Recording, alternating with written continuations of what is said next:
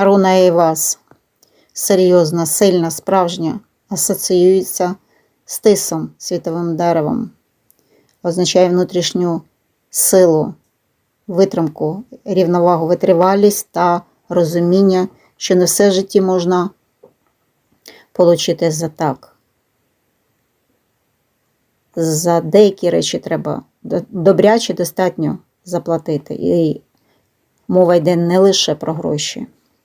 Руна, яка формує поняття ясності речей, життя, досвіду, формує світогляд та розуміння.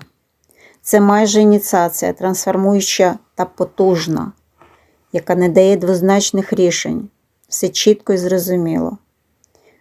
Допоможе багато у чому. Зрозуміти та налагодити зв'язки з родом та предками також. Гарного дня! Бережіть себе!